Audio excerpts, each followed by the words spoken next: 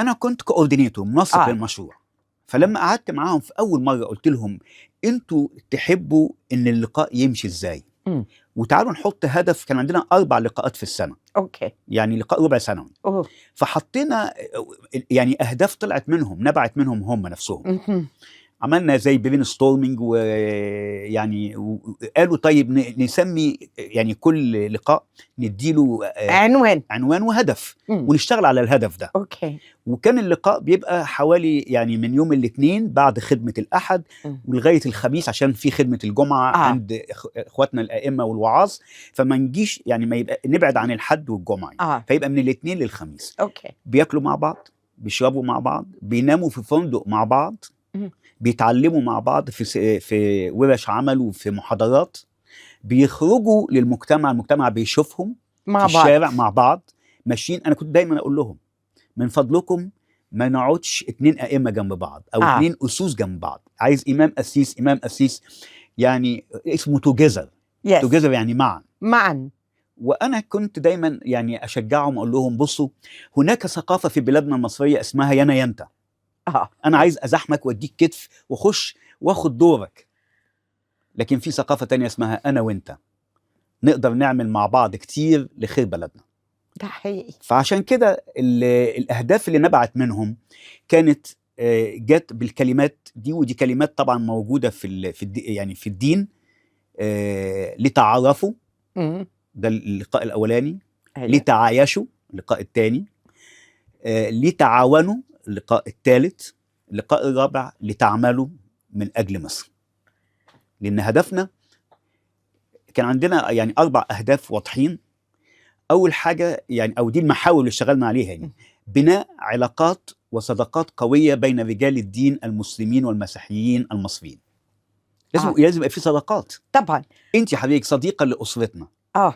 إحنا بنعتز جدا بصداقتك، وأنت كمان بتعتزي بصداقتنا جدا. انت عارفه هاله كانت وعارفه البنات وعارفاني، وانت نفسك بتقولي انت دعيتني للكنيسه ولحضور بعض اللقاءات.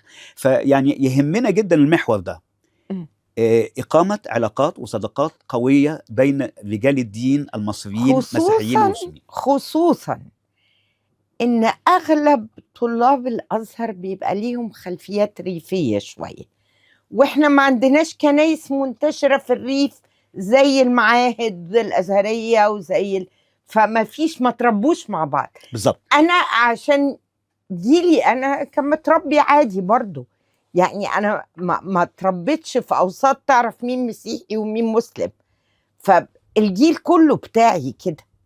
ما يعني بستعجب جدا ان مثلا في حد مصري في مثلا عنده 30 ولا 35 سنه عمره ما دخل كنيسه. انا ما فيش كنيسه ما دخلتهاش من الطوائف، يعني ده طبيعي من وانا صغيره. احنا كأسرة يعني انا وبناتي اللي موجودين حاليا يعني نفتخر جدا بصداقتنا معاكي، وده امتياز لينا ان احنا نكون ربنا يبارك بنعرف فيك. حضرتك. ربنا يبارك. المحور الثاني اللي اشتغلنا عليه كان تنمية الجانب الثقافي والفكري، او الخلفية الثقافية والفكرية لدى الأئمة والقساوسة، بحيث ان هم يعرفوا عن الحضارة المصرية. زي ما حضرتك قلتي، يعني الأئمة ما يعرفوش حاجة عن الأسوس، والأسوس مش عارفين حاجة عن الأئمة. ده حقيقي. وعلى فكرة ده كان يعني أنا كنت باخدهم في زيارات ميدانية مثلا يعني للمتحف القبطي، للمتحف الإسلامي، للمتحف المصري. ما هو ده هو العجينة دي، ال3 دول بيمثلونا. أخدتهم مرة الأقصر، وكان معايا ساعتها مستشار الإمام لشؤون الحوار رحمه الله، الدكتور محمود عزب. ده راجل متعلم في فرنسا كان. جدا. الله يرحمه. وكان معايا الدكتور محي الدين عفيفي، الأمين العام لمجمع البحوث الإسلامية. سافروا معايا الأقصر. وهناك جبت أستاذ من كلية الآثار يديهم محاضرة عن الآثار المصرية وعن التوحيد في مصر القديمة. أيوه. يعني أنا مقتنع بأن احنا أكيد احنا كمصريين مسيحيين ومسلمين تاثرنا بالثقافه يعني المصريه المصرية القديمه، القديمة. فاحنا لازم نتعرف على ده، صح. لازم نعرف بعض. يعني اخذنا يعني سيمينارز واخذنا محاضرات وورش عمل، كان الهدف منها هو تنميه الجانب الثقافي والجانب الفكري والتعرف على الحضاره المصريه الاصيله. المحور الثالث مم. كان ان الامام والقسيس دول اللي قعدوا مع بعض وتعلموا مع بعض، ويعني ومشوا وبالليل ناموا في اوض واحده. ايوه يعني يعني اللي هي العشره اللي بيسموها تعايش. التعايش. حصل تعايش حقيقي يعني. ان هم يفكروا في مبادره تنمويه اجتماعيه بسيطه، مبادره تعود يعني بالفائده على المجتمع المحلي اللي جايين منه. ليه؟ لان لما اخترناهم بقينا كنت اروح الازهر واروح الكنيسه واقول لهم انا عايز امام يجي مثلا من قريه مثلا دلجه في ملوي. حلو قوي.